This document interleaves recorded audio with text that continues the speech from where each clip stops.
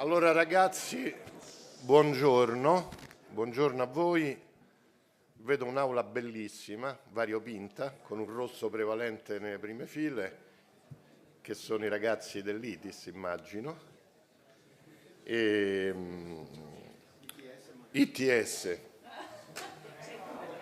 Ho iniziato subito alla grande.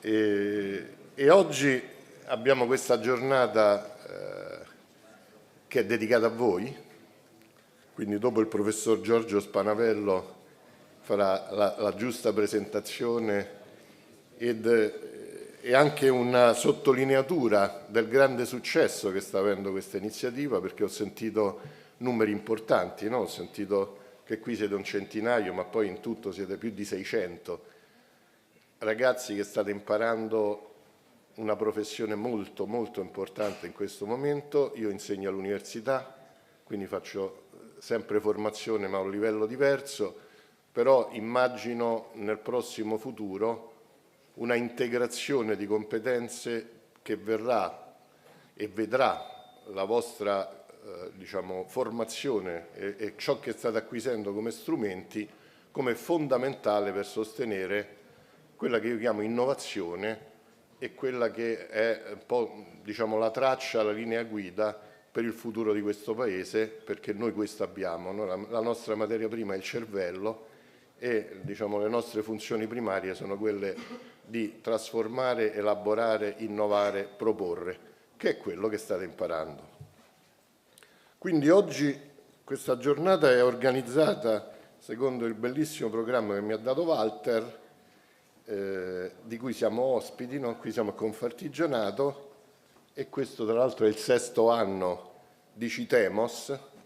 Io sono venuto praticamente sempre dal secondo in poi, il primo anno ero sostituito da un collega e ogni volta è stata un'esperienza fantastica e quest'anno siamo in una sala dove non ero mai stato prima e già sono impressionato perché siete tantissimi, è bella, è una sala adatta a questo tipo di presentazioni. Ci sarà, secondo il programma, la presenza del vice sindaco Matteo Celebron, che sta per arrivare, quindi se arriva io interrompo tutto perché ubi maior minor cessat e lui farà il suo saluto.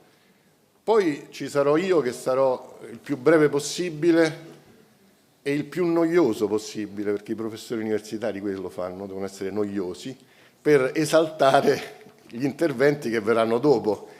Quindi dopo di me ci sarà qualcosa di più luminoso, e cioè il professor Giorgio Spanavello, che vi illustrerà come direttore generale dell'ITS comparto meccatronico, che è quello che poi è anche di mio interesse, che illustrerà quello che è lo stato attuale e quello che sono le prospettive future di queste grandiose iniziative di formazione.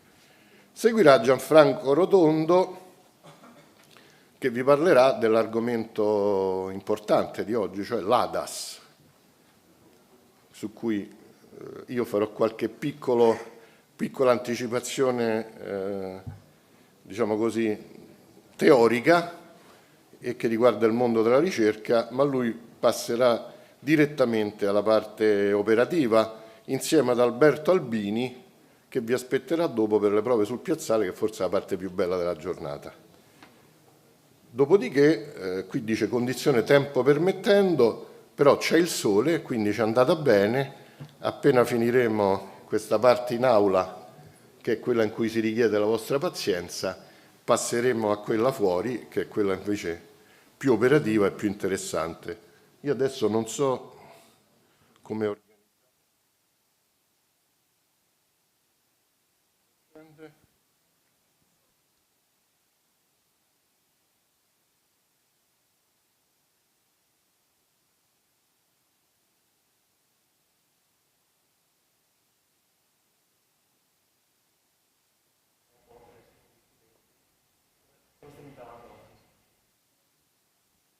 Ecco, questo è aperto. Allora, io avrei una presentazione che non so se i nostri grandi tecnici faranno vedere, che vuole illustrare in modo molto breve un cammino che è il percorso di noi ricercatori.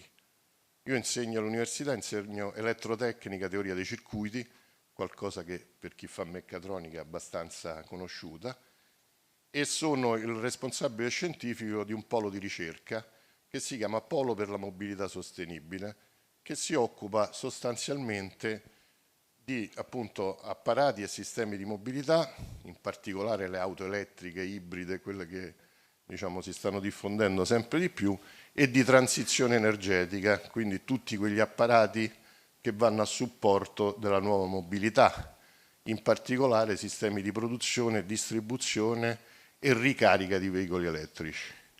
Questo è l'argomento di ricerca.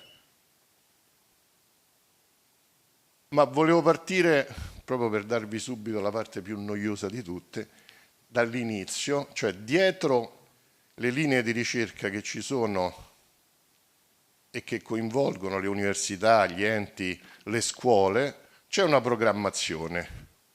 Questa di cui vi parlo brevissimamente è la programmazione che si dà il Ministero dell'Università e Ricerca, cioè il Programma Nazionale delle Ricerche. Dice, che vuol dire? Vuol dire che in questi programmi, che durano 7 anni, questo è del 2021-2027, sono tracciate le linee guida, le traiettorie di innovazione che la ricerca nazionale dovrebbe seguire nel prossimo futuro. Lo dico perché ne ho fatto parte del tavolo tecnico che si è occupato della mobilità sostenibile all'interno, come vedete, di un grande ambito di ricerca, clima, energia, mobilità sostenibile. Un po' quello di cui vi occupate anche voi, perché poi gli aspetti della vostra formazione rientrano perfettamente in questo ambito.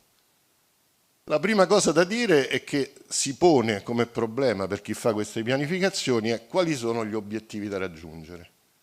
Allora, a livello macro, filosofico direi, i 3 aspetti che vengono presi in considerazione sono quelli riportati lì.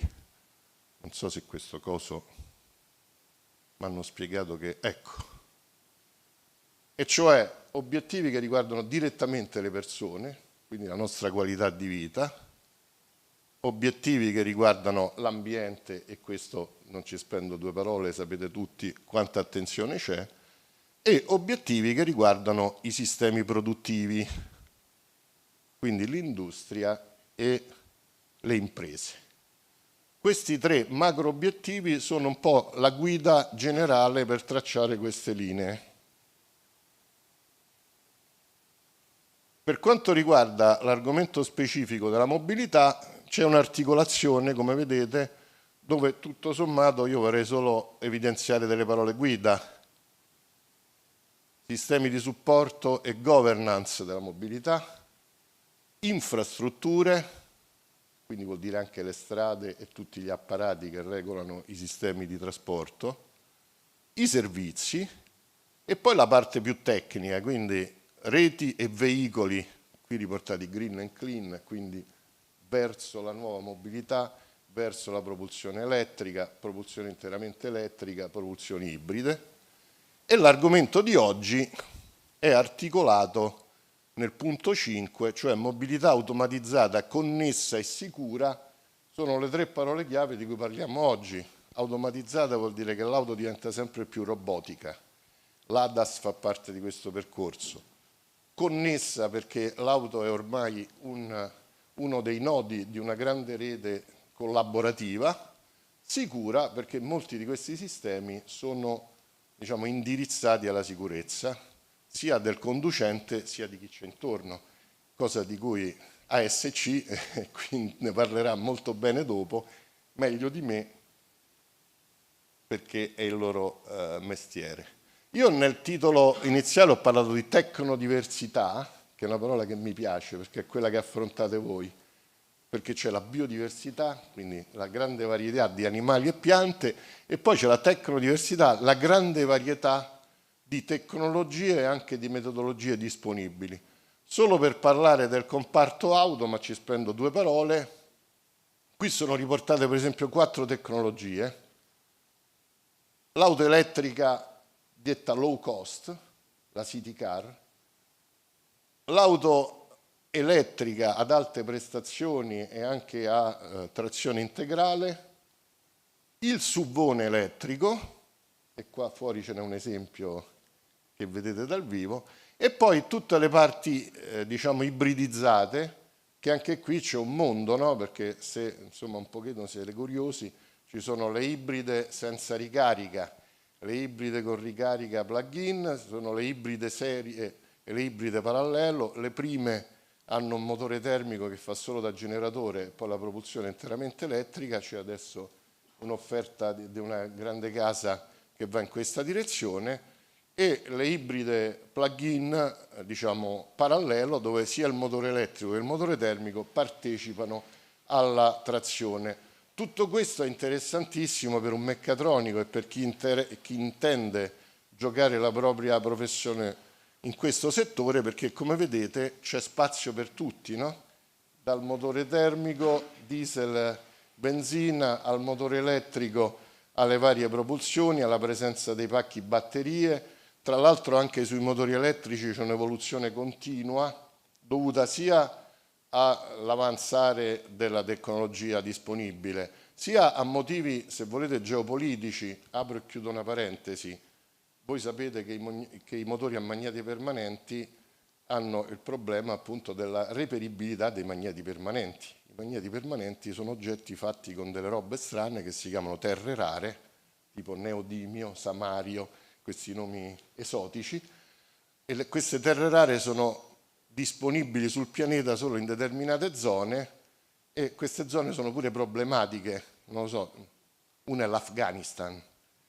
Quindi diciamo la disponibilità di materie prime potrebbe essere un problema nel prossimo futuro, tant'è che ci sono delle case automobilistiche che stanno ritornando a motori elettrici non più con i magneti permanenti, ma con diciamo, l'armatura ad avvolgimenti, e quindi ritorna il vecchio rame, potrebbe finire pure il rame come il vostro professore dice, si potrebbe usare la ferrite, si può usare l'alluminio, insomma bisogna ingegnarsi, no? Lo sapete bene. L'argomento del giorno è una parte di un cammino che va verso proprio la guida autonoma, quindi gli ADS, Autonomous Driving Vehicles, che arrivano diciamo, partono da un livello 0 e arrivano a un livello 5 di automazione. Non ve la faccio tanto lunga, tanto è autoesplicativo, però è importante sottolineare due cose. Uno, se riesco a usare questo coso, che si passa da un livello a prevalenza di controllo umano a un livello a prevalenza di controllo lato macchina, quindi automatico. Si passa da un livello 0 dove non c'è nessuna assistenza e fa tutto il pilota, che i nostri collaboratori dice la cosa più bella perché poi ti diverti. Poi via via che succede? Via via l'automobile o il veicolo prende il sopravvento, tra virgolette, e aggiunge delle soluzioni che naturalmente nascono inizialmente per la sicurezza, quindi il freno d'emergenza, il controllo diciamo, di tenuta sulla carreggiata, e vedete diciamo, fino al livello 2 si chiamano ADAS, cioè Advanced Driver Assistance Systems, cioè dei sistemi di automazione che vanno a supporto dell'azione del pilota, che però è ancora previsto.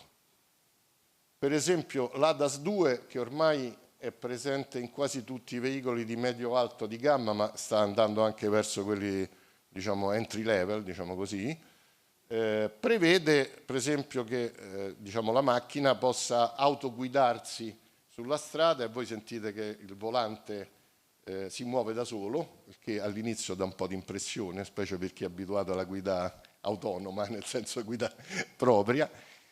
Però che succede? Che se voi lasciate il volante, anche se il veicolo sarebbe in grado di seguire la strada da solo, lui vi avverte e dopo pochi secondi vi comincia a dare 1000 allarmi, perché pensa che magari uno ha lasciato il volante perché sta male, e se continuate a lasciare il volante la macchina si ferma da sola perché non può andare avanti. Invece nella parte destra, quindi da livello 3 a livello 5, via via il pilota perde diciamo, di controllo, e livello 3, per esempio, è già praticamente dal punto di vista tecnologico, già l'ADAS 2 è un ADAS 3.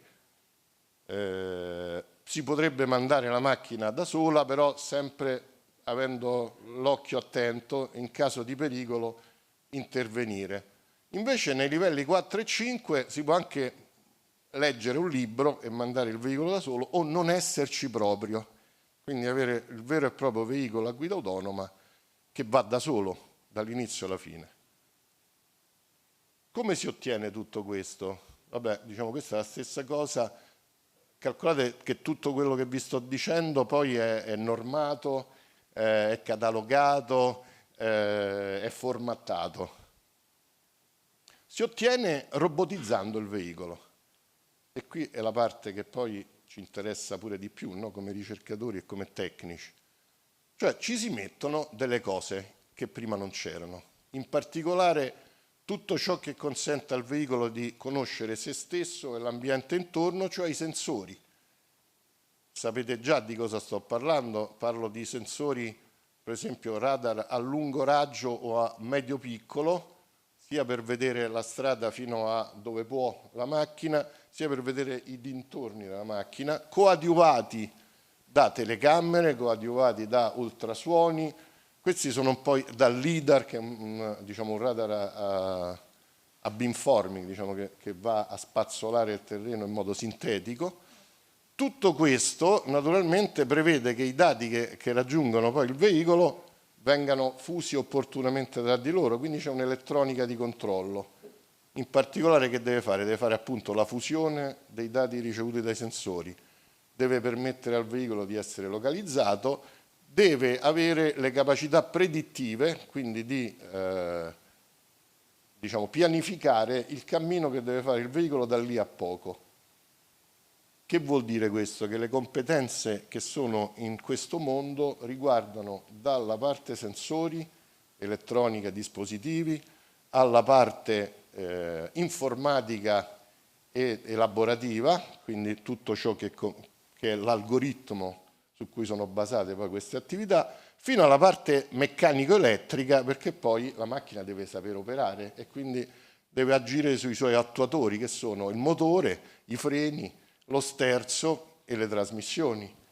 Quindi quello che prima si faceva tutto meccanicamente, adesso si sovrappone tutta la parte elettronica, da cui poi il termine meccatronica, che è quello chiave. Solo due parole per dire che dietro tutto questo c'è tutto il mondo della ricerca automatica e quindi anche quella dell'intelligenza artificiale, tutte le parti di cui ho parlato prima, no? Percezione e localizzazione e quella sensoristica. Tra l'altro ho appreso ieri che c'è la guida percettiva, quindi la guida percettiva riguarda anche il veicolo. La pianificazione del percorso e quindi gli algoritmi di predizione e di appunto pianificazione che riguardano sempre più la parte non umana, cioè quella che va verso la guida perfettamente autonoma. Poi naturalmente un arbitro di tutti questi comportamenti, quindi una supervisione di quello che avviene e i controllori dei vari attuatori. Quindi in ognuna di quelle cose che ho detto prima, dallo sterzo al motore eccetera, c'è un sistema di controllo. Tutto questo in una catena integrata che deve avere degli scopi. Quindi capite che la sfida per i tecnici è molteplice, è tecnodiversa, è interessante, è anche complessa e allora bisogna anche trovare quelle che io chiamo invarianti tecnologiche, cioè uno non può impazzire ogni volta a ricominciare da zero, deve avere nel suo bagaglio culturale dei metodi e degli strumenti che gli consentono di affrontare di volta in volta questi problemi in contesti anche diversi tra loro. Io adesso vi faccio vedere alcuni esempi nostri, quindi il mondo della ricerca, che non riguardano le macchine perché ne parlate dopo, ma riguardano veicoli completamente diversi, che sono veicoli agricoli e natanti, ma proprio rapidamente, per far vedere come tutta questa filosofia poi viene applicata anche in altri contesti. Vabbè, qui ripeto più o meno quello che vi ho detto, non so quanto tempo ho, ma vado rapido. Allora, si parte sempre dal foglio bianco, lo sapete, si parte sempre con la lista dei desideri e il classico schema a blocchi che fa impazzire tutti, perché quando fate il quadratino e mettete AC/DC, cioè convertitore, vabbè, il quadratino tutto bello, entra la corrente alternata, esce la corrente continua, poi vallo a fare, che potenza ha, è sicuro, diciamo quanto costa. Allora, tutta questa cosa qui è la lista dei desideri e quello che rappresenta il punto di partenza del progettista. Dopodiché queste cose vanno fatte. Questo che cos'è? Questo è lo schema di un veicolo elettrico a 4 ruote motrici, 4 motori che sono indicati da questi. Non ho ancora capito come funziona sto coso, comunque vabbè, dai quei 4 cerchietti. Come vedete è elettrico perché ha le batterie e ha dei sensori, no? Vedete questi qui indicati che sembrano le casse dello stereo, sono dei sonar. Quindi questo oggetto nasce per realizzare questo coso, che è un carro a guida autonoma a uso agricolo, che abbiamo fatto noi in un progetto nazionale, che ha appunto 4 motori elettrici come propulsori e tutti quegli scatolotti sono la versione, diciamo, realizzata dei quadratini che avete visto prima nel foglio. Quindi convertitori AC/DC, controllori. Quello che vi ho detto prima alla fine bisogna farlo, lo sapete bene, è quello a cui siete un po' abituati. Quindi è la parte anche divertente. Vedete dai piedi del nostro ricercatore che è salito sopra, mettendo a rischio la sua vita, che diciamo, il veicolo è abbastanza grande. Questo qui non ha sterzo, è concepito per ruotare facendo ruotare in modo differenziale le varie ruote. Nella versione completa è un affare che c'ha sopra anche i pannelli fotovoltaici, quindi agli elementi di prima si aggiunge la parte energia, la parte elettrotecnica, quella più di mia competenza, perché se parlo di motori elettrici parlo comunque di accumulatori e parlo di qualcosa che carica gli accumulatori, o la spina o coadiuvato da un pannello fotovoltaico che intanto rigenera energia durante il funzionamento se sto alla luce del sole. Questo accrocco poi viene simulato, quindi c'è tutta la parte elaborazione.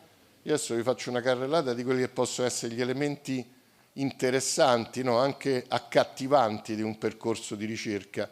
Poi è bene che ognuno di voi sappia un po' tutto per capire come integrare, ma poi si specializza in alcuni aspetti specifici dove dà il massimo contributo. Questo ambiente viene dal ROS 2, che è un ambiente diciamo, utilizzato per la robotica. Vi ho detto che questi veicoli alla fine sono robot, quindi qua sopra vengono simulati per vedere poi se effettivamente possono fare quello che noi abbiamo intenzione di fargli fare. Ma c'è di più, il programma che io vado a sviluppare in questo ambiente, poi lo riverso dentro il cervello del veicolo e mi ritrovo quella parte di elaborazione, diciamo, di cui ho parlato prima, le sue capacità di intelligenza artificiale già sviluppate e poi testate dal vivo. Ed è quello che vedete qui. Vedete sullo schermetto c'è il programma di simulazione che poi viene connesso al controllore di bordo e diciamo, il software viene passato al controllore di bordo. Prima di andare però a usare un veicolo grande si fanno le prove con i modellini, perché è una questione anche di costi, no? Io potrei fare delle varianti, non è che vado ogni volta a variare una cosa da 2 tonnellate, vario il modello in scala, vedo più o meno come si comporta. Per esempio questo è uno dei primi vagiti, cioè si stava muovendo nel nulla, in piazzale, però diciamo prima di tutto si muove, sì, ruota, sì, e passo ai livelli successivi. Dopo che ho messo tutto a punto lì dentro, la stessa intelligenza la trasferisco in quello grosso. Cioè, più o meno è un cammino metodologico abbastanza tranquillo, che però diciamo, richiede una serie di passi. Vabbè, qui si fa vedere tutto il macchinario. Questo è un sistema diciamo, di coltivazione basato su una teleferica, cioè vengono messi 2 carri ai bordi campo, in mezzo c'è un carrello che fa su e giù attraverso quei fili e poi i 2 carri si muovono autonomamente per poi battere tutto il campo. Insomma, da coltivazione ortofrutticole nasce così. Io avevo delle perplessità, però a noi era stato chiesto di realizzarlo e l'abbiamo realizzato. Il carrello che viene trascinato su e giù fa varie cose, in questo caso vedete c'è un apparato con un liquido, per esempio per fare diciamo l'innaffiamento delle piante con i prodotti adeguati.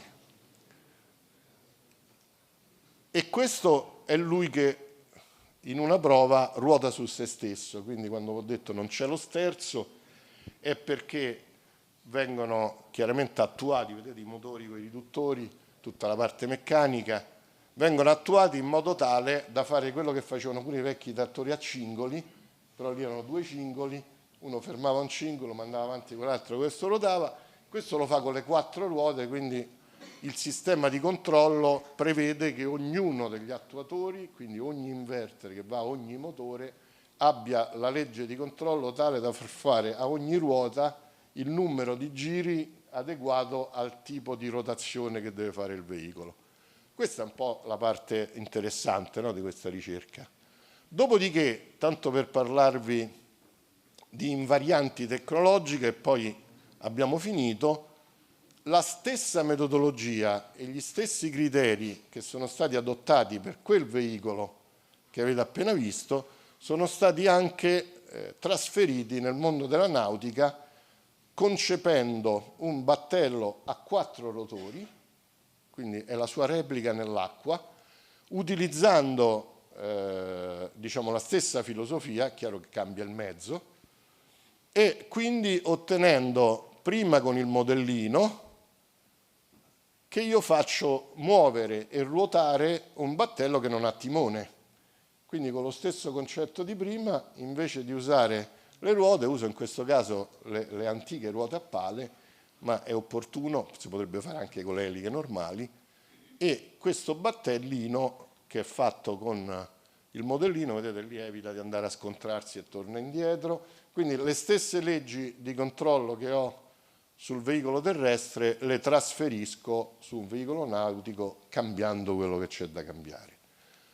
E per finire il battello è stato realizzato, è un battello di 10 metri con 4 rotori che sta, diciamo, alla laguna di Orbetello, e quindi quelle cose di cui vi ho parlato alla fine vengono fatte.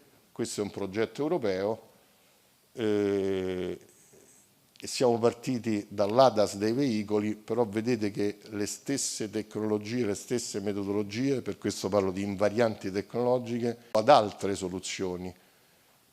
L'ADAS ormai è diventato quasi uno standard, ve ne parleranno benissimo i colleghi che seguiranno, ma voi che siete operatori, non siete solo quelli che vanno a comprare la macchina e dicono vedi questo c'ha l'ADAS più figo di quell'altro, diciamo questo lascia il tempo che trova.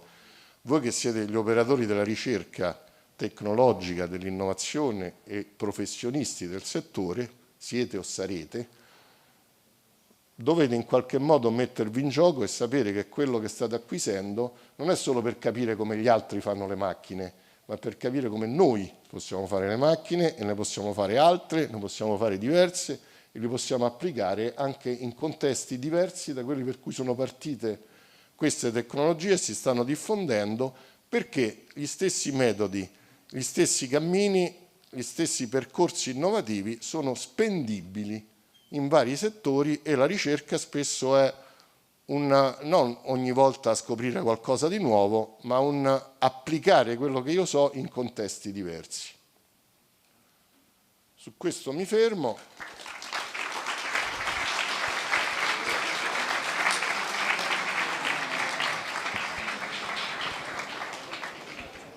Grazie al professor Mascioli. Grazie anche per questo. Parlo a una platea che è una platea fatta di 2 tipologie di studenti: gli studenti dell'ITS meccatronico, che vedete con le maglie rosse, e gli studenti degli ultimi anni delle scuole superiori. tutti i ragazzi e ragazze, si spera sempre di vederne di più, tutti in grado di affrontare questi problemi. Quando vedevo i filmati del professor Mascioli mi sono tornati in mente, ma li vedete anche se andate nel nostro sito, mi sono tornati in mente i nostri progetti del team working dell'ITS Meccatronico. Ci sono tutte queste cose, ci sono tutte, e la grande possibilità che vi viene offerta è quella di metterci le mani in cima, cioè di lavorarci su, perché penso che le innovazioni e le buone pratiche vengono anche dai giovani e vengono dalle idee nuove, per cui voi siete quelli che poi andranno a sviluppare queste cose, andranno a farle letteralmente mettendoci la testa e mettendoci le mani. 12° anno di ITS Meccatronico Veneto. Siamo partiti con 22 ragazzi, c'è da qualche parte Sergio Portinari, mio compagno di sventura dell'inizio, 22 ragazzi a Vicenza nel 2011, adesso, vediamo se viene fuori qualcosa, abbiamo 620 studenti, abbiamo 14 primi anni, 12 secondi anni. Anzi, io vorrei proprio ricordarli, perché i ragazzi che non sono qui con la maglia rossa sono nelle varie sedi in Veneto e quindi è importante che ci ricordiamo che c'è una sede a Verona, quindi ci sono i ragazzi di Verona collegati, ci sono qui tutti i ragazzi della provincia di Vicenza, per cui il corso di Vicenza Automazione è il primo che è partito, il corso di Vicenza di Informatica per l'Industria 4.0, il corso di Schio di Innovazione, il corso di Schio di Automazione, il corso di Tiene per l'Informatica 4.0. E poi li nomino proprio tutti, abbiamo i 2 corsi di Padova, Innovazione e Automazione, abbiamo il corso di Mestre, il corso di Montebelluna Castelfranco, il corso di Conegliano, il corso di Belluno, il corso di Treviso, il corso di, spero di non dimenticarne nessuno, il corso di Mestre, il corso di Portogruaro, spero di averli detti tutti, qualcuno mi corregga se ne ho dimenticato qualcuno. Tutti i ragazzi che come voi andranno ad affrontare un cammino che è un cammino di ricerca alla fine, perché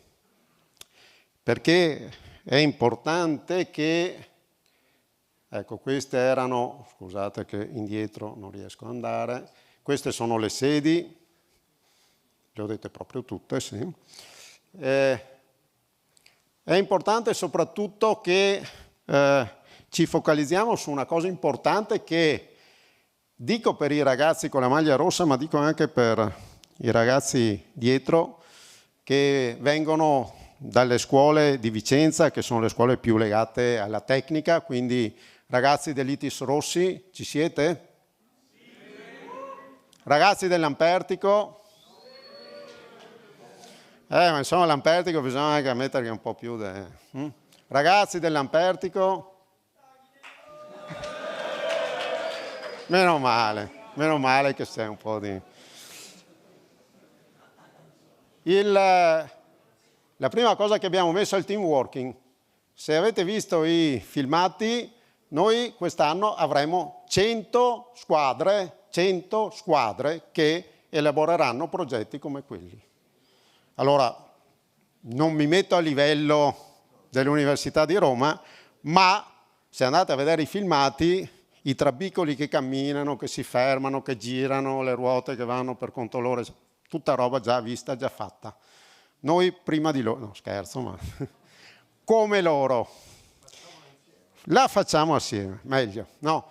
Ma è importante questo, perché legato a tutto questo poi ci diranno i tecnici che verranno, cioè, il mondo della tecnica ha bisogno di evolvere, ha bisogno di tecnici, ha bisogno di voi, ha bisogno di persone che sanno cos'è un sensore, che soprattutto lo prendono in mano e lo collegano, e non in teoria ma in pratica, magari ne bruciano 2 o 3 perché sbagliano i collegamenti, hanno bisogno di tante cose che solo voi riuscite a fare. Quindi loro, dico io, fortunati, voi dietro potrete essere i fortunati di domani. Altra cosa importante, non dimentichiamoci che la ricerca è importante, ma l'altra cosa importante è che, dico a tutti, prima o poi si deve andare a lavorare. E quindi noi cerchiamo di mandare a lavorare la gente subito, no? Per cui se riusciamo in tirocinio, ma se riusciamo addirittura in apprendistato subito, no? Cioè entrare in azienda, cominciare a prendersi anche 4 botte sulla testa per capire come si fanno le cose, ma soprattutto metterci di proprio, il proprio impegno, la propria disponibilità. E guardate che, lo dico e lo ripeto, chi trova il lavoro di soddisfazione ha vinto la lotteria, perché non solo va a lavorare contento, che è una cosa che le mogli non apprezzano o i mariti non apprezzano particolarmente, ma poi fa anche carriera più velocemente degli altri, perché in azienda ricordatevi che non c'è il figlio di, il cugino di, ma si viene pagati per quello che si riesce a fare, per quello che si riesce a metterci.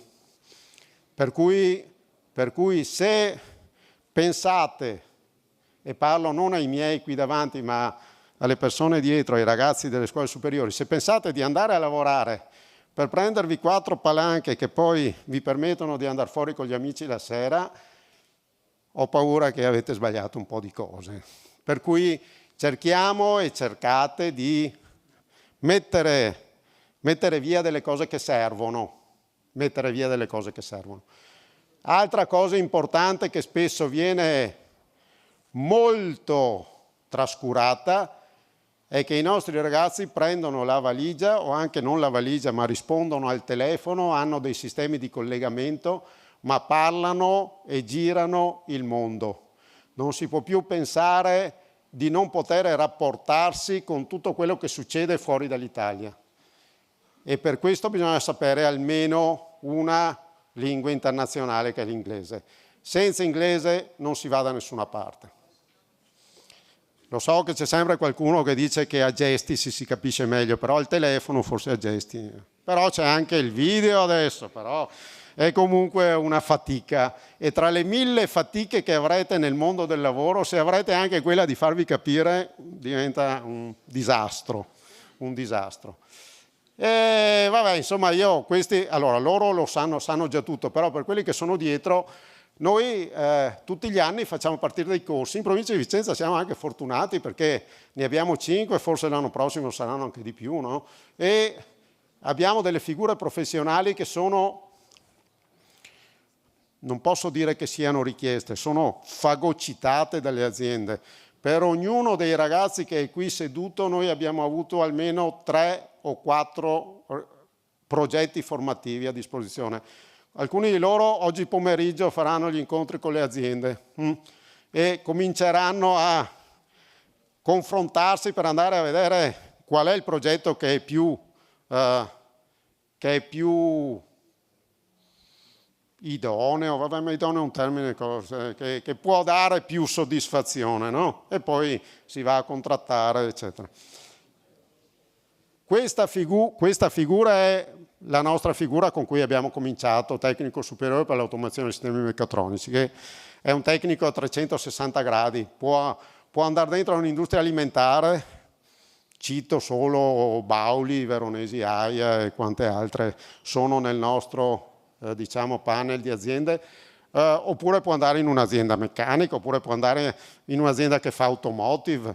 Per tutti in Veneto l'automotive che costruisce le macchine non c'è, però 3/4 della componentistica è fatta di qua, di là, di su, di giù, per cui il motorino del tergicristallo, la molla del sedile, il basamento dei motori dell'Audi, eccetera, eccetera, eccetera. vengono fatti tutti qua. Non aspettatevi la Ferrari, noi non ce l'abbiamo. Però c'è anche chi lavora in Ferrari e dice, ma insomma, no. Però aspettatevi degli studi particolari su tantissime cose che sono incredibili, incredibili. Io giro le aziende, ne vedo 1 o 2 a settimana e sto vedendo che il Veneto è cosparso di capannoni, ma se passate da un capannone all'altro vedete delle tecnologie incredibili, incredibili. Io auguro a tutti di entrare in Luxottica ad Agordo o di entrare anche solo all'acqua minerale San Benedetto a vedere come imbottigliano, come fanno le bottiglie. Uno resta così, dice no, vengo domani, io andrei domani a lavorare lì. Quindi lo stimolo che vi do, poi lascio volentieri la parola ai tecnici, perché voi siete tecnici e non vorrei annoiarvi troppo, però il mio compito qui è quello di stimolare delle passioni, è quello di dirvi che non domani, ma adesso c'è qualcuno che vi sta cercando e c'è qualcuno che vi darà la possibilità, se avete voglia, perché le occasioni nella vita vanno sfruttate, se avete voglia c'è la possibilità di avere il vostro posto e di essere considerati come tecnici. Guardate che attualmente il mondo dell'impresa, in particolare quello del manifatturiero e dell'automazione, sta cercando tecnici in un modo incredibile. Ci sono aziende che rischiano di chiudere perché non hanno il personale qualificato. La scuola superiore vi dà una buonissima base. Volete diventare qualcosa di più? Per carità, c'è l'ITS, se no il professor, scusate, l'università, se no il professor Mascioli mi dà botte. Magari, no, ci sono anche quelli bravi. C'è l'università, però è raro trovare un'università come questa che fa fare quei trabiccoli ai ragazzi. Le università sono un pochino più teoriche. C'è l'ITS, che loro hanno già scelto e si accorgeranno cosa è, in senso buono, e per voi è una possibilità di avere nella vita, di giocare le vostre carte. Dico rapidamente le altre 2 figure: tecnico superiore per l'innovazione dei processi e prodotti meccanici, anche qua ce l'abbiamo a Schio, e tecnico, questa è l'innovazione assoluta. Come abbiamo visto, partiamo dai sensori, ma i dati che arrivano dai sensori devono essere acquisiti, devono essere elaborati, devono essere resi disponibili poi per far sì che il sistema automatico funzioni. E questa è la grande innovazione. Corso di Thiene, corso di Vicenza, informatica per l'industria 4.0, però potremmo dire ADAS, nel senso che questo è quello che vanno a fare. Un'ultima cosa all'università, adesso il professor Mascioli chiude le orecchie, abbiamo cercato in tutti i modi di far sì che il percorso ITS venga riconosciuto a livello di crediti con l'università. Con le università statali è stato un cammino molto difficile, anche perché finito l'ITS andare anche a fare l'università si allungano tanto i tempi, no? Allora abbiamo preso un'altra strada che non è meno problematica, nel senso che comunque se qualcuno di voi volesse, andando a lavorare dopo, quindi non interrompendo la carriera lavorativa, però prendersi una laurea triennale, abbiamo la possibilità con un'università che è partecipata dallo Stato, per cui non è, adesso dico una parolaccia, quella del CEPU, no? Cioè non è quella del sottoscala, ma è un'università che comunque fa fare gli esami in presenza, tutta una serie di cose che... Questo tipo di possibilità c'è, non interrompendo il lavoro dopo l'ITS, ma continuando e studiando, no? Con i sistemi che attualmente si usano a distanza per quello che si può fare e con gli esami fatti in presenza. Il solo titolo ITS in questo tipo di convenzione vale metà dei CFU che possono essere richiesti, cioè i 180 che sono richiesti da una laurea triennale. Quindi questa è un'altra delle possibilità. Vabbè, questo lo dico sempre a tutti, insomma. Le prime slide che io ho saltato per non essere troppo barboso dicono una cosa.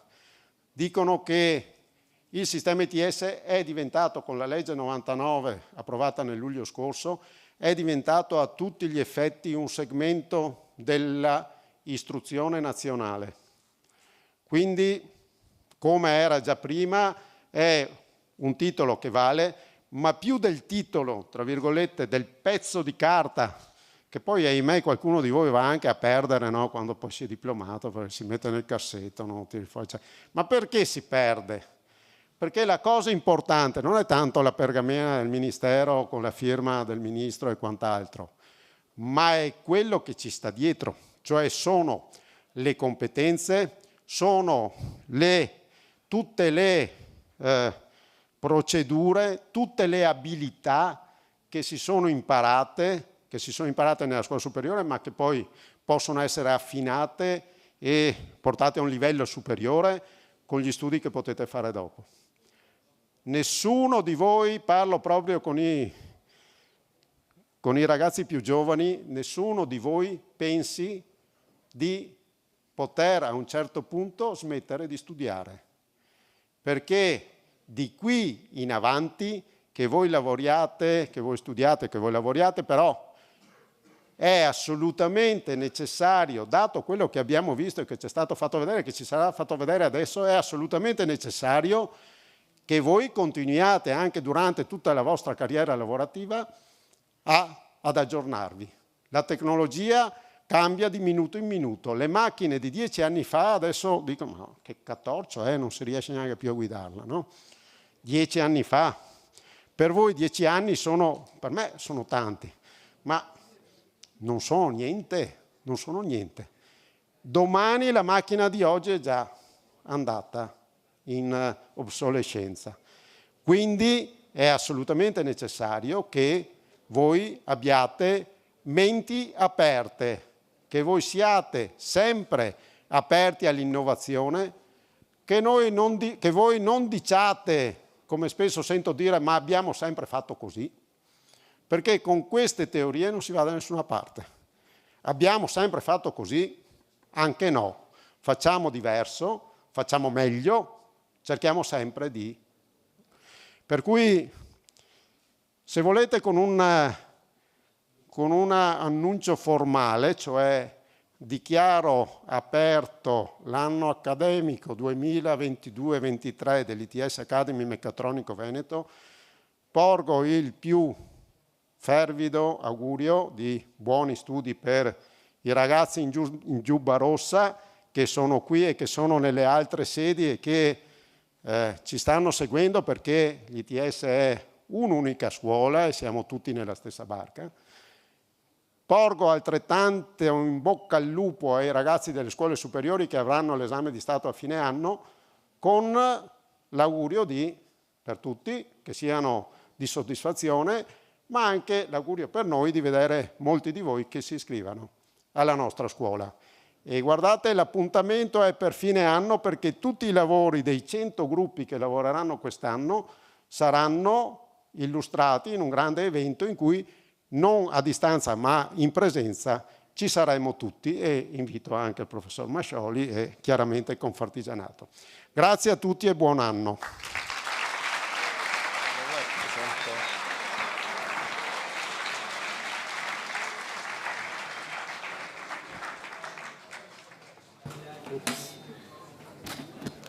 Quello che ha detto il vostro direttore è oro colato. Soprattutto mi soffermo su due punti fondamentali. Uno, l'ultima cosa che va detto: bisogna sempre procedere studiando, elaborando, mettendo analisi critica su quello che si è fatto e cercando di migliorarsi, perché è un cammino continuo. E l'altro è che l'ITS ruba studenti all'università, quindi quella cosa che lui ha detto su Uninettuno, a me come docente della Sapienza invece piacerebbe che fosse molto più estesa, perché penso che il cammino vostro sia molto adeguato a essere riconosciuto a un corso di studi tecnico come ingegneria, e mi piacerebbe tantissimo, poi magari ne parliamo, che anche le università statali, Sapienza, Vicenza, Padova, quelle che sono più vicine a voi, riconoscano questo percorso e mettano diciamo in grado coloro che hanno già seguito con fatica, perché le cose costano sempre fatica, questo corso di studi, possono anche completarlo avendo un altro titolo che è quello di ingegnere, per esempio, quindi un titolo universitario. A me questa cosa piacerebbe molto. La valutazione che voi vagliate metà corso non la so fare, diciamo, probabilmente è adeguato, però essere già arrivati a metà significa che vi basta un po' di sforzo in più per avere un altro titolo che fa parte del vostro curriculum. Questa cosa andrebbe più messa a sistema, non dipende da me, non dipende da noi, però se chiedono il nostro parere io sarei molto favorevole.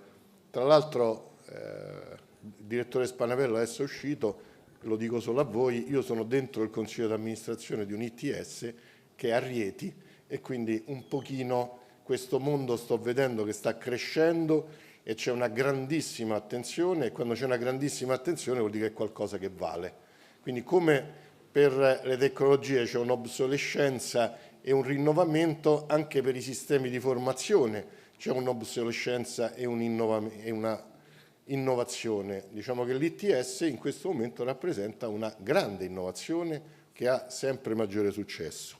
A questo punto io lascio la parola però al piatto forte, cioè a Gianfranco, che finalmente entrerà anche nel clou della giornata, ci parla di ADAS, no? Esattamente. ADAS per me all'inizio era la forma contratta di Adidas, quando fanno i marchi farlocchi, no?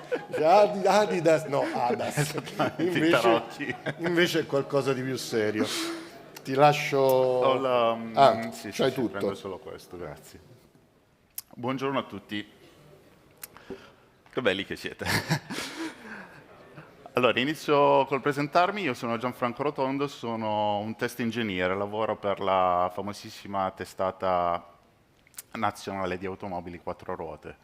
4 ruote è una realtà che è nata ovviamente come informazione, quindi prettamente rivista, ha avuto però la lungimiranza di declinarsi in diverse attività. Quella in cui opero io è una pista, quindi io lavoro in un autodromo e mi occupo di testare quello che viene fatto da altri ingegneri, quindi prodotti finiti. Immaginate che sotto le mie mani passano circa 100 vetture l'anno, quindi ho veramente l'occasione e la fortuna di vedere come evolve l'industria dell'automobile. Intanto ringrazio chi mi ha preceduto perché hanno introdotto gli argomenti veramente molto bene. Rinnovo l'invito a prendere per oro colato le parole del professor Spanevello. Fatevi un tatuaggio, scrivetevi un murale sul muro, ma veramente ricordatevele, perché il mondo del lavoro è bellissimo, però è un continuo sgomitare e bisogna essere veramente sempre al passo, sempre studiare.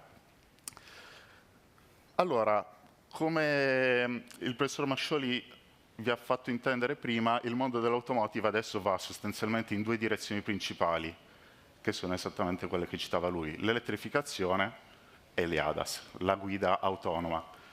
Non possiamo ancora parlare di guida autonoma, come correttamente ha detto il professore prima, perché non abbiamo ancora delle macchine che vanno automaticamente, quindi si parla di guida assistita.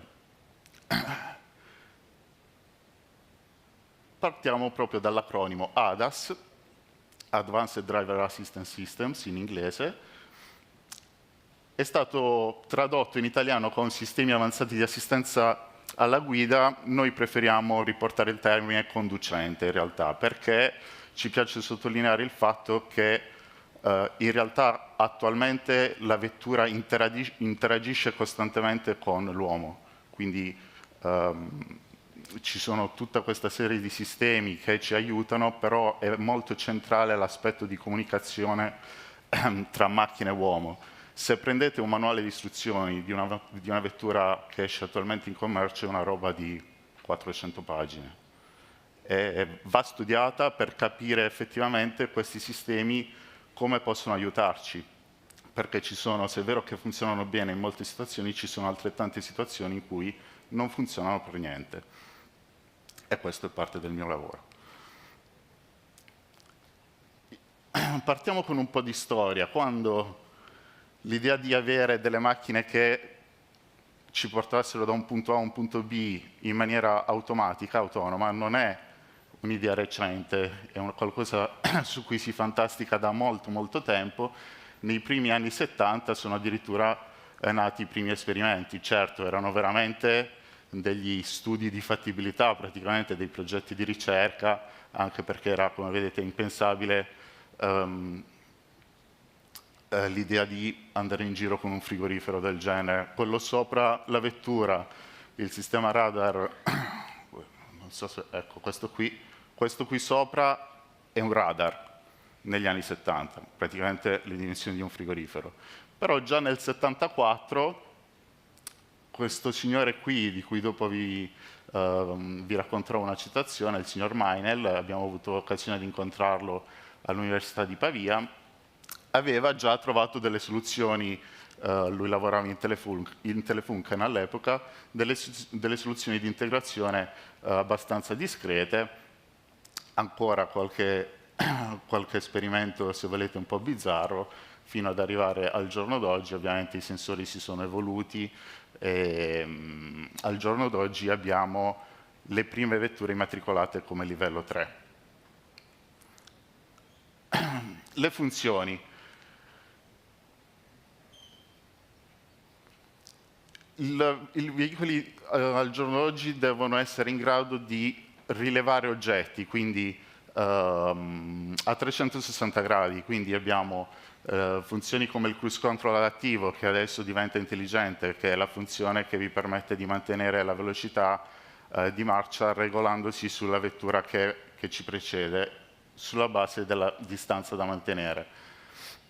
Il riconoscimento della segnaletica, l'avviso del mantenimento corsia, il monitoraggio degli angoli bui, l'assistenza alla collisione posteriore ed eventualmente delle frenate automatiche in fase di parcheggio, e infine il riconoscimento dei pedoni, la frenata di emergenza e l'evitamento collisione. Per svolgere tutte queste funzioni la vettura è sostanzialmente costellata di telecamere, radar, sensori ultrasuoni e LIDAR. Attualmente le case affrontano il problema di come integrare queste funzioni attraverso la dotazione delle proprie vetture di diversi sistemi, diverse tipologie di sensori. La soluzione più tipica adesso per fare un buon livello 2 è un radar che potete vedere posizionato in diverse posizioni e una telecamera. In questo caso della Mercedes abbiamo una stereocamera.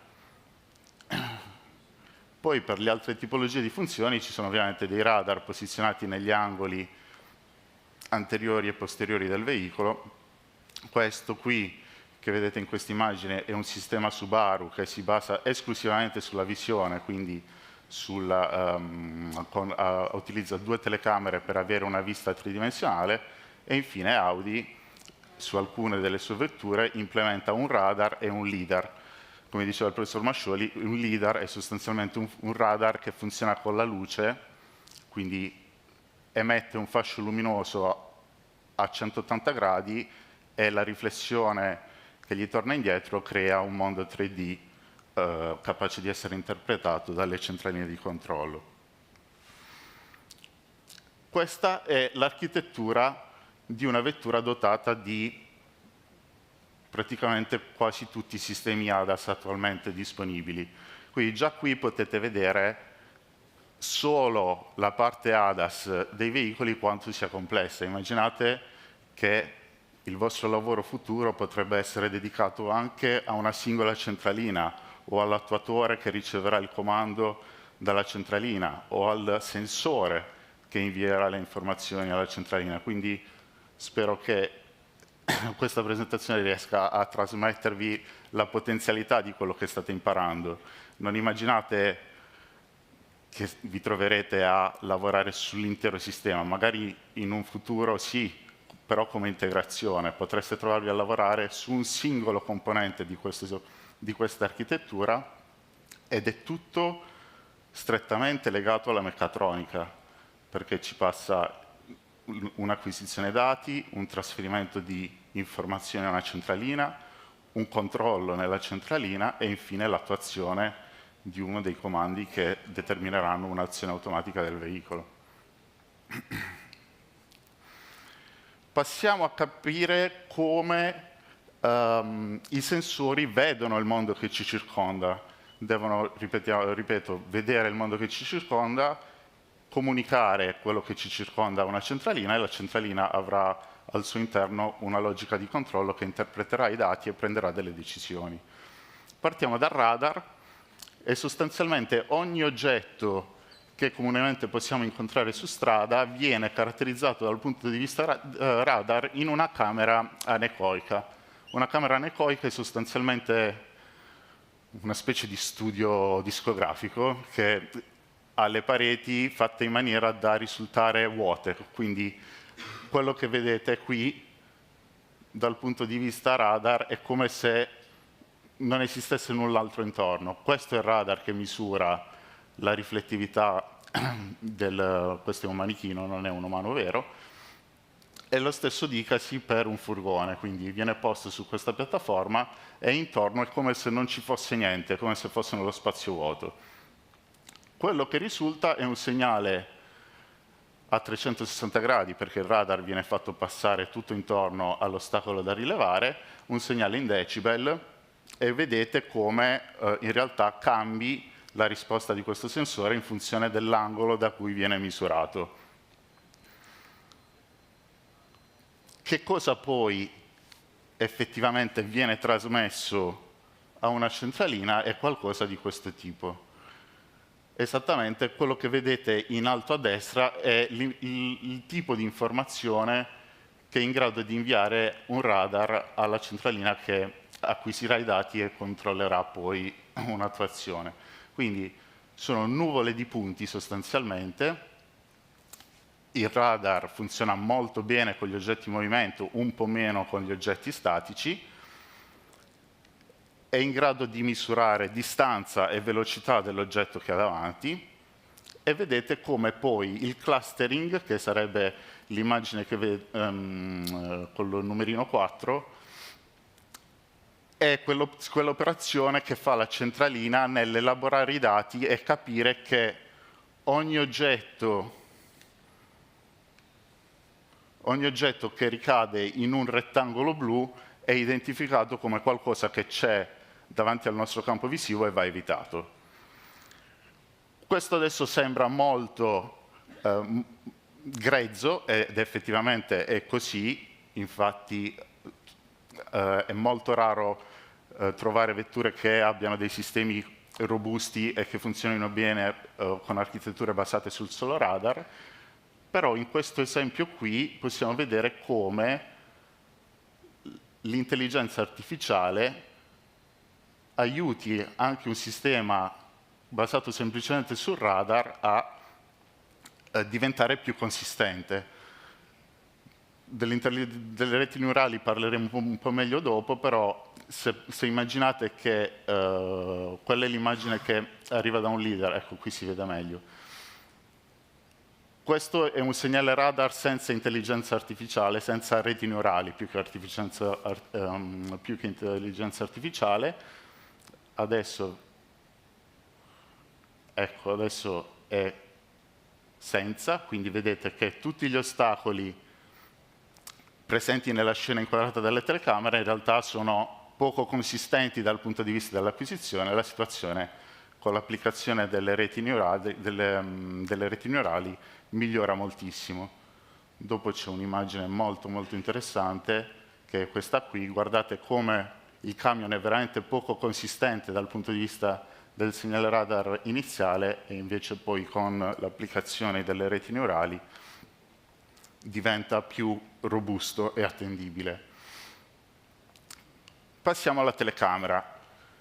Ovviamente la telecamera lavora grazie alla visione del sensore camera, però va istruita, e anche qui è un ambito di applicazione di quello che studiate, quindi sostanzialmente quando viene elaborato il software che controllerà i dati che arrivano dalla telecamera, ci sarà qualcuno che in base a tutta una miriade di scene registrate dalla telecamera andrà lì e la istruirà, quindi dirà: in questa scena questo qui è un furgone. Da lì in poi, grazie alle reti neurali, il sistema sarà in grado di conoscere tante altre varianti di furgoni in altre posizioni, diventando robusto. Questo è un esempio di struttura di una rete neurale.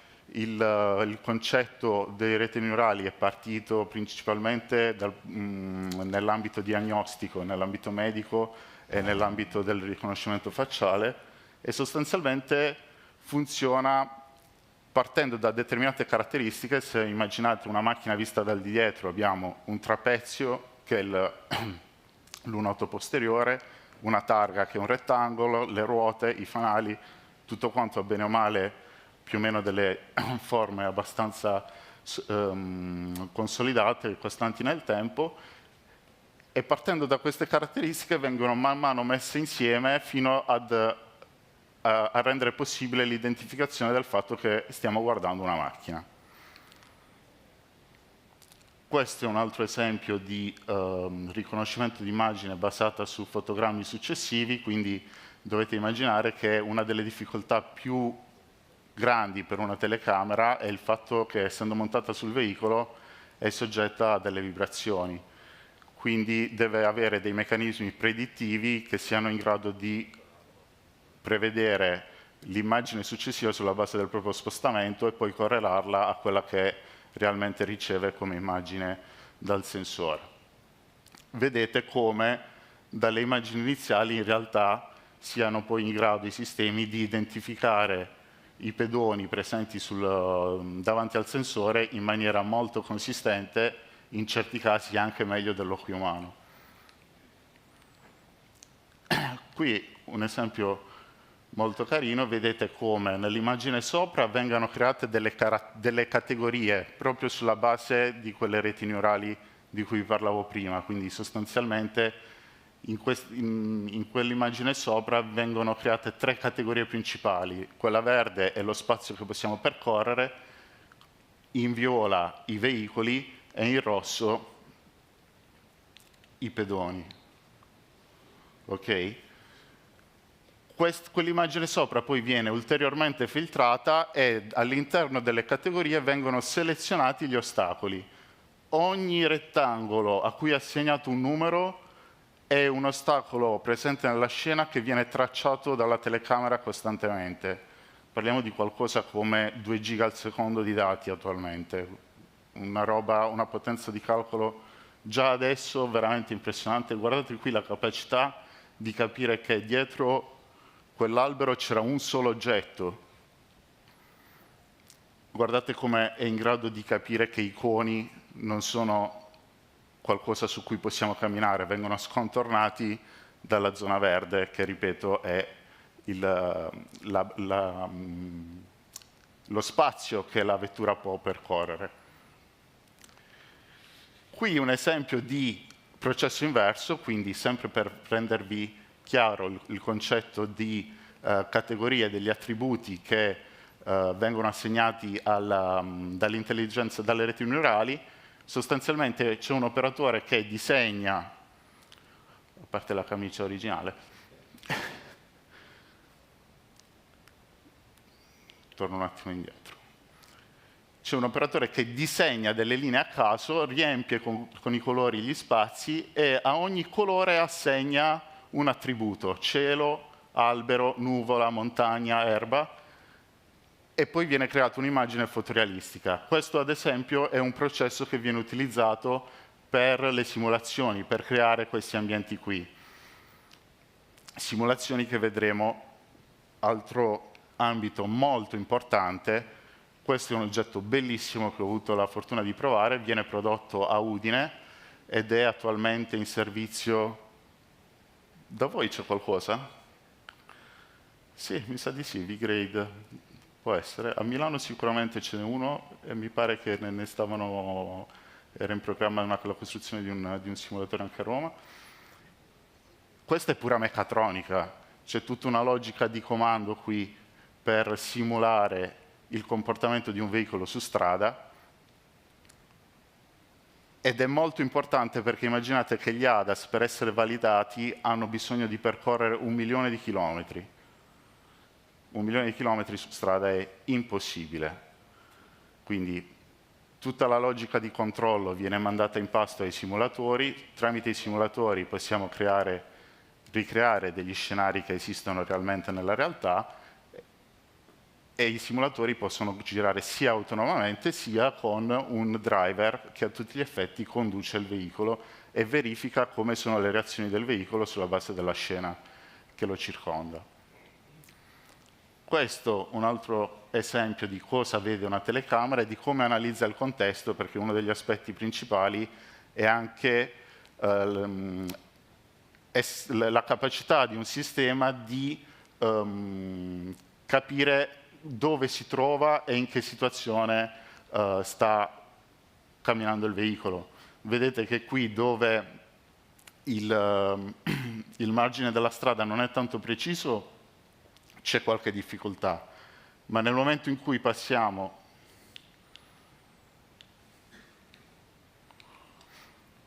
a percorrere la corsia di sinistra, che ha le linee di demarcazione un po' più nette, è subito nitida dal punto di vista della logica di controllo dove il veicolo si trova.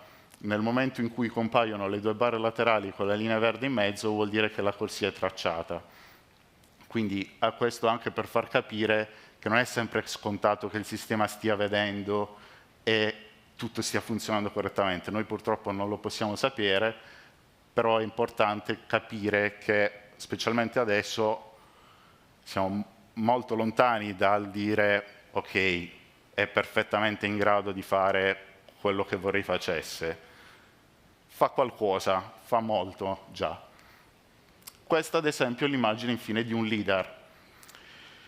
Come vedete è un'immagine molto particolare, vedete che ci sono delle ombre molto diverse da quello che è la realtà, sono proprio le ombre dovute all'emettitore del sensore, quindi è un sensore che emette una luce laser molto potente, invisibile all'occhio umano perché altrimenti recherebbe dei disturbi a chi è sulla strada, e l'immagine riflessa viene elaborata e è in grado di ricreare un mondo tridimensionale veramente con delle potenzialità inimmaginabili. Immaginate solo a che distanza possano essere gli oggetti qui in fondo, quindi insomma veramente un LiDAR è in grado di ricreare il mondo circostante quasi perfettamente. Il problema del LiDAR attualmente è che è un oggetto veramente molto costoso e quindi adesso si trovano sulle vetture però in forme un po' embrionali con capacità un po' semplificate. Questo è un esempio di quello che si può fare. Immaginate che noi ci occupiamo principalmente di testare le funzionalità di emergenza, quindi quello che è inerente alla sicurezza, però ad esempio questo è un esempio di integrazione nel cruise control adattivo, quindi ripeto, quel sistema che voi impostate la velocità, impostate quanto dovete essere distanti dal veicolo che ci precede. Se qualcuno di voi l'ha mai provato, specialmente in autostrada, avrete notato che appena un veicolo fa per immettersi nella propria corsia, il veicolo su cui viaggiamo rallenta per ripristinare la distanza, è noiosissimo. Questo studio qui invece analizza proprio fa uno scampat del movimento della vettura che ci precede per identificare i falsi rientri in corsia e quindi evitare una frenata indesiderata e quindi un discomfort dal punto di vista del conducente. Abbiamo parlato di integrazione, chi mi ha preceduto ha parlato di integrazione, quindi dovete immaginare che in questo processo che ci porterà alla guida autonoma vanno messe insieme tutta una serie di informazioni elaborate e il risultato di questa elaborazione sarà il controllo del veicolo. Per ora, abbiamo detto, siamo a un livello 2, quindi siamo in grado di gestire velocità e mantenimento della corsia contemporaneamente. In futuro la mole di dati che sarà gestita sarà sempre maggiore e quindi ci sarà bisogno di ulteriori implementazioni che dopo vedremo. È comunque importante capire il livello di complessità che già oggi c'è, quindi abbiamo il lato sensori, quindi immaginate che l'unità di controllo del veicolo deve gestire le informazioni che gli arrivano dai sensori, la posizione GPS, perché alcune di queste funzionalità sono vincolate alla posizione GPS. I sistemi ADAS possono funzionare in maniera diversa a seconda che io mi trovi in Germania o in Italia, in base all'infrastruttura che è implementata. La cartografia, già adesso ad esempio il veicolo che vedrete dopo è un veicolo in grado di avvisarci che stiamo per arrivare a una rotonda e quindi 400 metri prima ci dice lascia l'acceleratore e gestisco io la decelerazione fino alla rotonda e arriva alla rotonda perfettamente a 40 km/h per permetterci di percorrere la rotonda senza toccare il freno e nel mentre ha rigenerato l'energia dovuta alla frenata incanalandola nelle batterie. Infine l'infotainment, quindi tutto quello che riguarda la parte di intrattenimento del conducente, scusate, e il V2X, che sarebbe il Vehicle to Infrastructure, quindi sono tutte le informazioni che ci arrivano dall'esterno. Per ora sono ancora molto limitate, parliamo principalmente di dati sul traffico e sulla percorrenza del percorso che andremo a fare, però in futuro sarà sicuramente un elemento chiave. Infine, Sensor Fusion, quindi integrazione dei dati. Abbiamo visto cosa è in grado di fornire alla centralina un singolo sensore, ma se mettiamo insieme più informazioni abbiamo una robustezza del dato molto superiore.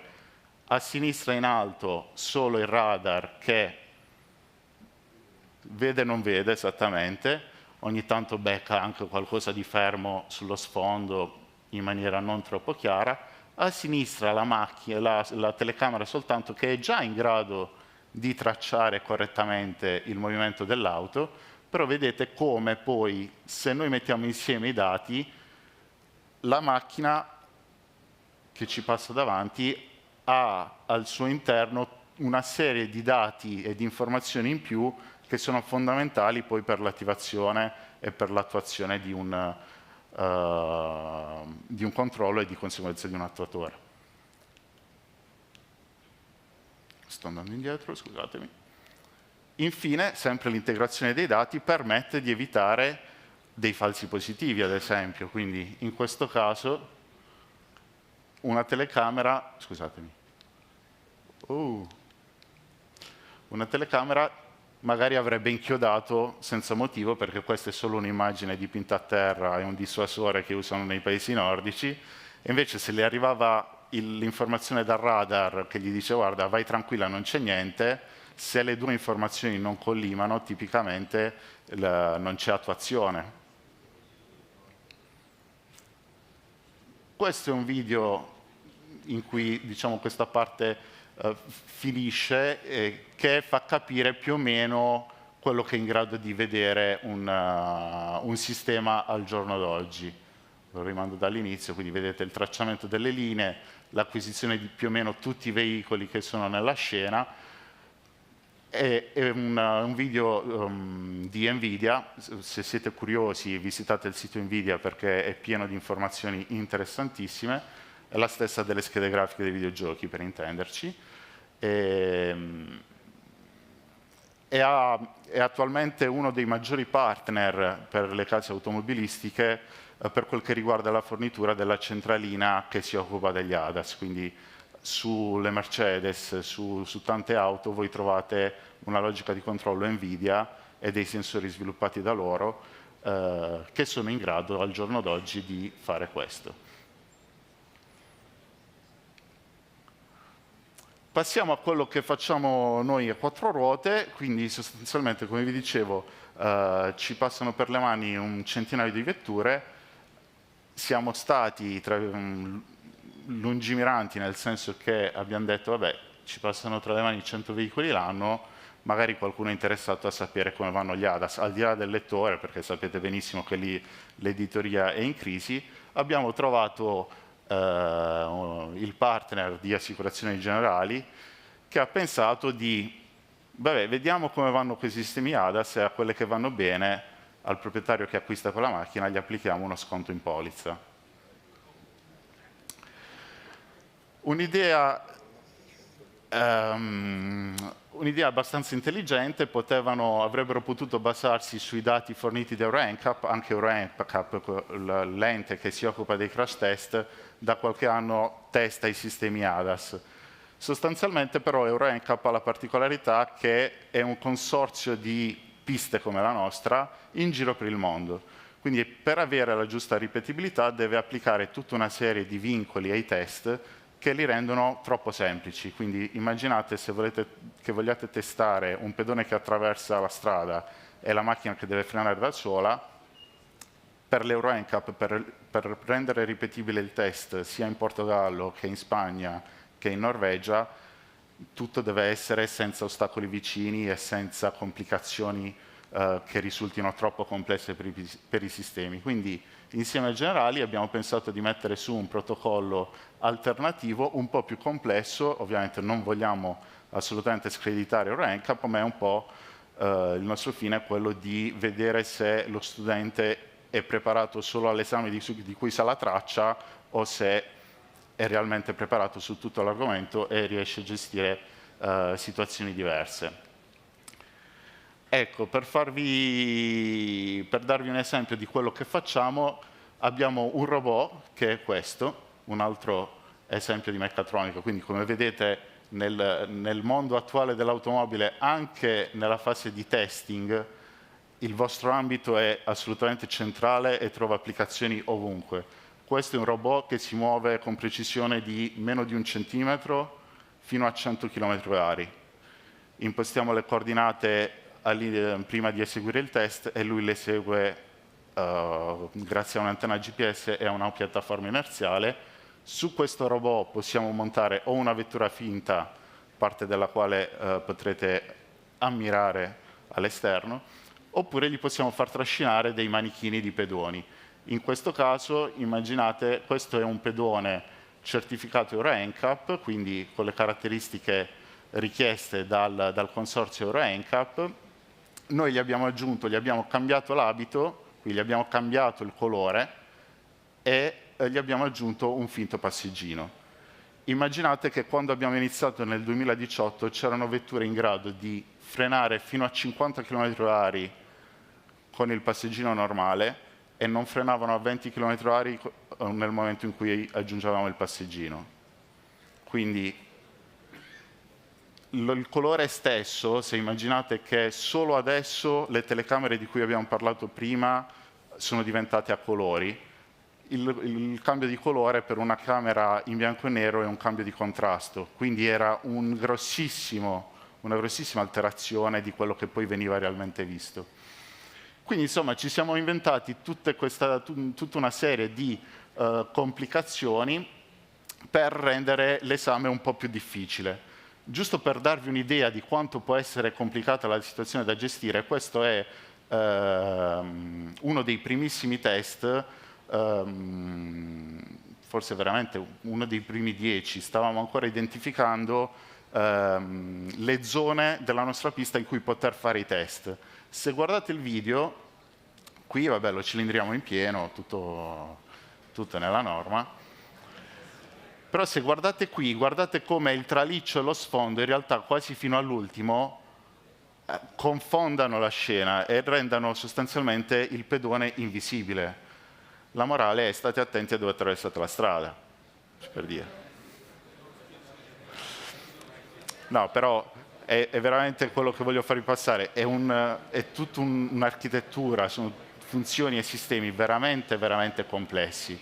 Lo so che è noioso e che anche a me piace essere in pista a far traversi piuttosto che farmi dondolare il collo a fare queste frenate qui, però è veramente qualcosa in cui potreste trovare in futuro uno sbocco, ed è importante che capiate quanto sia complesso, e specialmente spero che vi venga un po' di curiosità nel capire come funziona e soprattutto in futuro come potrò farlo funzionare meglio. Questi sono, nel 2018 abbiamo iniziato con queste prove qui, sono schematizzate, e dal 2018 ad oggi siamo riusciti a testare più o meno 100 vetture l'anno. Adesso durante il Covid abbiamo fatto veramente i salti mortali, siamo andati nei noleggi, abbiamo fatto i salti mortali per restare sui 100 veicoli l'anno. Adesso con la crisi e col fatto che abbiamo sostanzialmente esaurito le vetture da poter testare, il numero è un po' più basso, e quindi, avendo più tempo a disposizione, abbiamo inserito dei nuovi scenari che vedrete nella prossima slide. Giusto per farvi due esempi, immaginate che allora, il pedone adulto l'avete visto in quel breve video, e oltre che ad avere l'aggiunta del passeggino e della camicia arancione, è anche nascosto da due veicoli parcheggiati. Lo stesso per il pedone bambino, che ha l'unica complicazione di portare uno zainetto. Questo è lo scenario un po' più simile a Euro NCAP e ci fa anche da cartina tornasole per controllare che effettivamente la vettura che stiamo provando abbia delle performance in linea con quello che Euro NCAP fa nei suoi test. Il ciclista è il più pazzo di tutti, perché passa tra due vetture parcheggiate a 15 km/h ed esce veramente all'ultimo. L'approccio alla rotonda è la classica situazione in cui state entrando in una rotonda con una vettura davanti a voi, chi è davanti a voi non si accorge che sta sopraggiungendo qualcuno, quindi fa per partire, fa come la finta, no? Parte e poi si arresta immediatamente. L'ostacolo fermo, quindi l'UFO fermo, che lo vedrete tra un poco fuori sul piazzale, con due vetture parcheggiate e quella in verso contrario con gli abbaglianti accesi. Un dissassamento del veicolo in prova rispetto all'ostacolo fermo, e poi altri scenari con l'UFO sarebbe il robot, quindi col veicolo che ci cammina davanti, che va a 20 km/h e noi arriviamo a 60 km/h,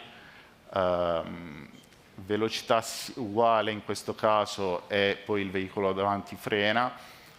Svolta, questo scenario qui delle svolte, vabbè, immaginate che lo facciamo in due versioni, quindi una svolta completa finché il veicolo attraversa, e poi invece simuliamo anche il conducente che si fa prendere dal panico e si ferma esattamente al centro della corsia. Se tornassimo a una delle prime slide, quella dove c'era il segnale radar che viene ricevuto nella camera anecoica, potete immaginare che in quello scenario lì sostanzialmente il segnale radar dal punto di vista del sensore cambia costantemente. Quindi nel momento in cui è frontale il veicolo ha una determinata entità, e man mano che ruota il radar riceve sempre un segnale diverso, e sostanzialmente nel 99% dei casi non capisce mai cosa sta succedendo e andiamo a sbattere. Poi altre manovre, un sorpasso terminato il quale il veicolo davanti a noi frena, e delle manovre in parcheggio che sono facilmente intuibili in avanti e indietro. Recentemente, vista l'evoluzione dei sistemi, abbiamo aggiunto, sperando in una selezione della specie, lo scenario del monopattino, quindi abbiamo creato, alla pari di del passeggino finto, abbiamo creato un finto monopattino, lo facciamo uscire sempre tra due veicoli parcheggiati. Purtroppo le vetture, come non ci aspettavamo, in realtà reagiscono anche al monopattino. Qualche manovra in più in retromarcia con i pedoni, quindi specialmente in fase di parcheggio, un bambino che è fermo dietro il veicolo che esce in retromarcia, e un adulto sempre col passeggino che attraversa le spalle. Uscita dal parcheggio un po', diciamo, da un parcheggio a spina di pesce. Questo è uno scenario molto carino, molto dinamico, in cui sostanzialmente un disgraziato esce da una strada laterale si mette sulla nostra corsia senza aver notato che stiamo arrivando, solo che lui esce molto lento e noi arriviamo molto veloci. Poi ovviamente abbiamo iniziato da luglio a testare anche le nuove funzioni di mantenimento della corsia semplice o col livello 2 attivato. Questo è un altro scenario in cui un veicolo molto lento procede in curva e viene ostacolato dalla vista da altri due veicoli che procedono nel verso contrario. Una vettura che ci supera rientra nella nostra corsia, però poi si trova un pedone fermo davanti e quindi fa un evitamento all'ultimo, lasciandoci alla vista il solo pedone. E infine questo scenario qui, dove sostanzialmente procediamo dietro un veicolo che cammina alla nostra stessa velocità, però poi c'è un veicolo fermo davanti e viene eseguito un evitamento dal robot e ci troviamo a 70 km/h un veicolo fermo da evitare. Queste sono due infografiche sull'andamento dei risultati dei nostri test. Vabbè, insomma, ovviamente abbiamo osservato delle evoluzioni, dei miglioramenti e dei peggioramenti in alcuni casi. Sostanzialmente comunque possiamo dire che, specialmente se pensiamo al ciclista e all'ostacolo fermo al 25%, che è quello molto disassato, vediamo che col passare del tempo diciamo, i sistemi diventano sempre più robusti e quindi sempre più in grado di gestire situazioni sempre più complesse. Per questo dobbiamo sempre, come diceva chi mi ha preceduto, continuare a studiare e continuare a complicare le nostre prove. Funzionano? Noi diciamo di sì, nel senso che a tutti gli effetti i sistemi già oggi comportano un abbassamento dei costi, sia sociali che materiali. C'è uno studio che afferma che c'è stata una sostanziale riduzione dei tamponamenti sui veicoli nuovi pari al 45% e 1 su 2 tamponamenti è evitato grazie all'autonomous emergency braking. Di nuovo ci piace sottolineare che è fondamentale essere nel momento in cui ci si mette alla guida di veicoli dotati di queste tecnologie, essere informati su come funzionano e su come ci comunicano informazioni. Di nuovo accelero un pochino, centralissima ancora la parte umana all'interno dell'attività di guida, quindi di nuovo essere totalmente coscienti di quello che la vettura è in grado di comunicarci. E come vi dicevano prima, questi sistemi iniziano a diventare non solo molto diffusi ma obbligatori. Adesso una vettura che viene omologata attualmente deve avere l'AEB, il mantenimento della corsia, il rilevamento dell'angolo cieco, obbligatori di serie. La scala SAE che avete già visto e che vi è stata illustrata assolutamente correttamente. Quali sono le prospettive per il futuro? Questo è il signore che era dentro la macchina del 74 con i 2 radar nei paraurti. Lui dice: nei prossimi 30 anni solo il 10% dei veicoli circolanti potrebbe essere a guida autonoma. Qui parliamo di 30 anni, avremmo dovuto vederli già nel 2025. Il CEO di Waymo: è un'idea sbagliata che si possa semplicemente sviluppare ulteriormente un sistema di assistenza alla guida fino a quando un giorno possa magicamente passare a un sistema di guida completamente autonomo, quindi anche lui abbastanza scettico. Il CEO di Bosch: più fantascienza che altro, per la vera guida autonoma di livello 5 dovremo aspettare la seconda metà di questo secolo, quindi anche qui scetticismo. Dal vostro punto di vista è una fortuna, perché vuol dire che il lavoro per arrivarci sarà sterminato. E infine poi c'è una persona simpaticissima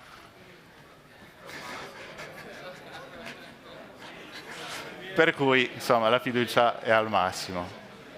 Ovviamente tutto arriverà, non sappiamo bene quando, non possiamo dirlo. Il progresso tecnologico è sicuramente una componente che abiliterà il fatto che avvenga la guida autonoma. La nascita dei computer quantistici assolutamente aiuterà non tanto a bordo quanto nella fase degli sviluppi. Immaginate che un computer quantistico è qualcosa in grado di fare dei calcoli, delle computazioni inimmaginabili al giorno d'oggi.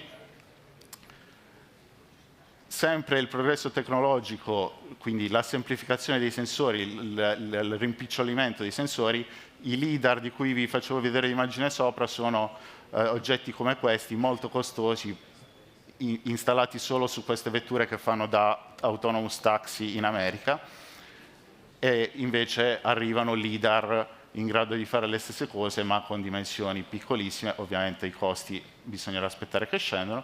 E infine, sempre nell'ambito delle tecnologie abilitanti, tutto quello che è l'aspetto del veicolo connesso. Quindi immaginate che un giorno il semaforo sarà in grado di comunicare al veicolo se arriva un altro veicolo che sta attraversando col rosso. Ultimo aspetto, ho chiuso, ho finito e smetto di tediarvi, l'ambito post vendita, quindi l'ambito riparativo, la calibrazione dei sensori dopo delle riparazioni, eccetera. Noi collaboriamo tantissimo con Texa, che è una realtà qui della vostra regione, un'altra azienda che vi consiglio di andare a visitare perché è bellissimo da loro, quindi è un ulteriore campo di applicazione di quello che andrete a studiare. Io vi ringrazio, vi chiedo scusa se vi ho annoiato.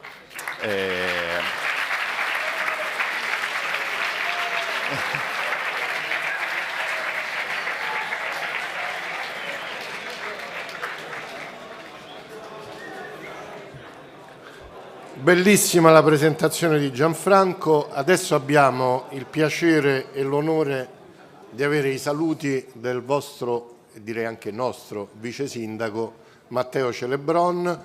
Io poi lascerei qualche minuto dopo per qualche domanda, no? Per un po' di confronti, e poi si va rapidamente al piazzale. Funziona? Sì, perfetto, mi sentite.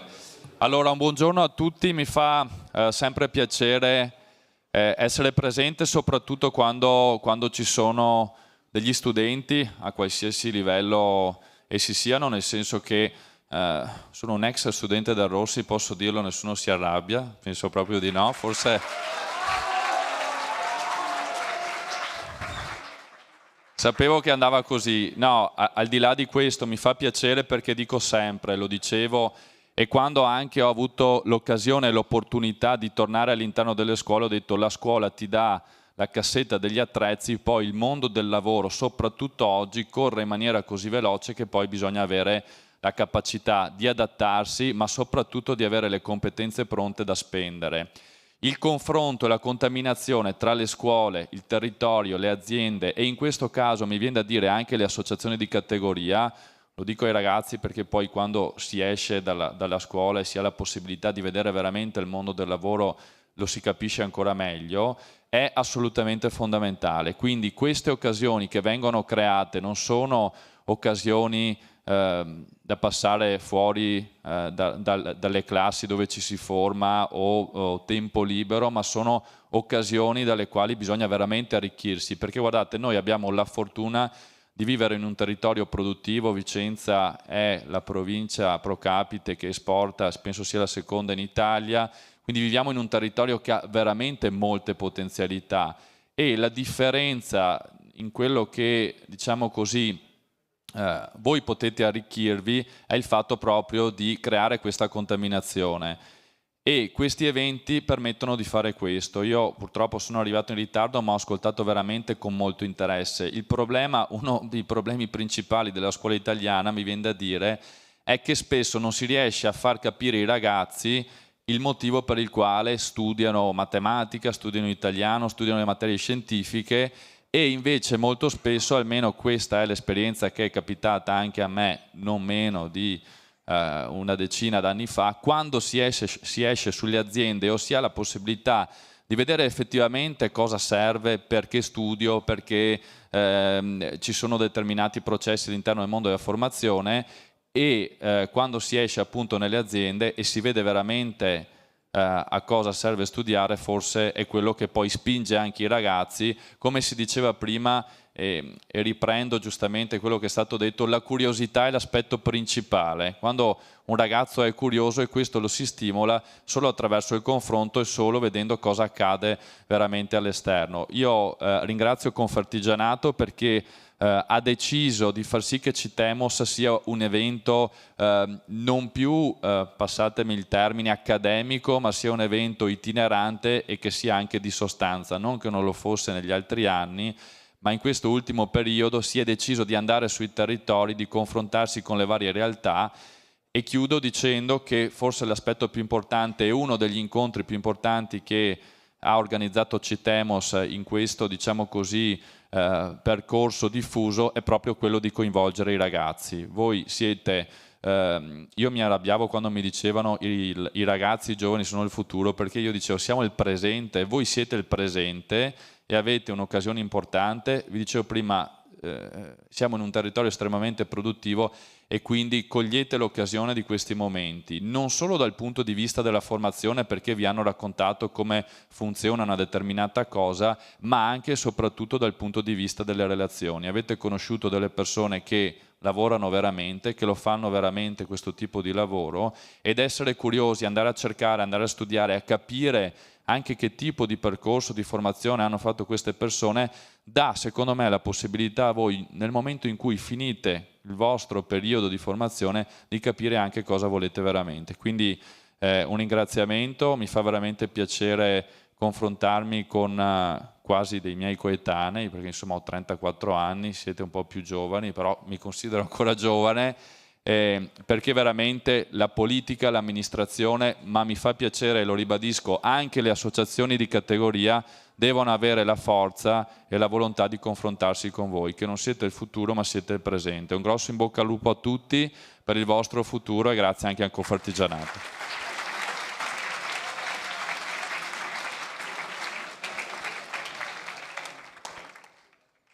Io lo so che non ce la fate più, però se c'è qualche domanda importante sentiamola, anche se qualcuno dice no, non ce l'abbiamo. Allora la faccio una io a Gianfranco, che non so che fine abbia fatto.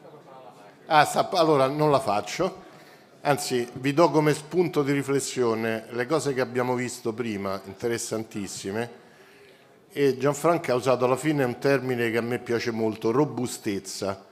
Cioè i sistemi, soprattutto se orientati alla sicurezza, devono essere robusti, per cui fidarsi di un sistema a cui è affidata la nostra vita è qualcosa da fare con la massima prudenza.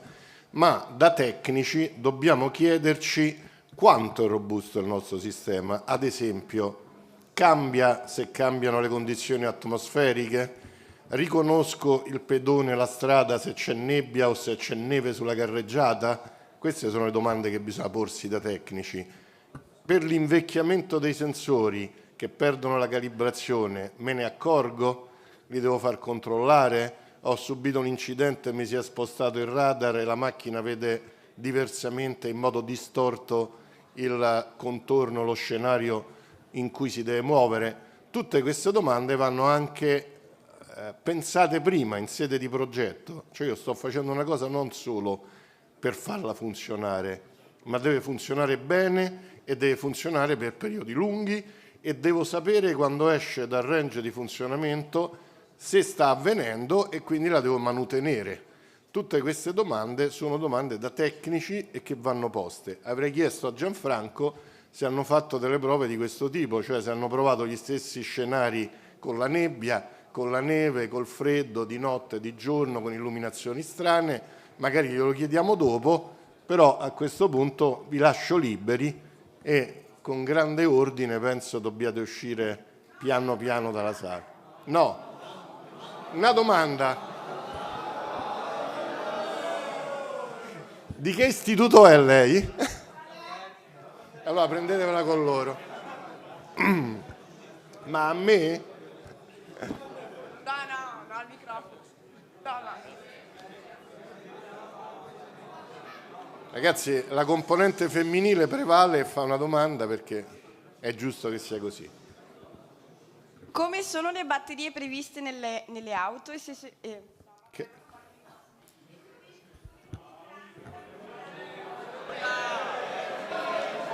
Ho capito come sono le batterie. E poi?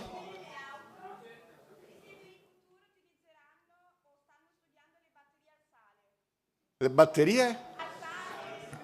Allora, bellissima domanda, perché tra l'altro il mio gruppo si occupa anche di realizzare sistemi d'accumulo alternativi al litio.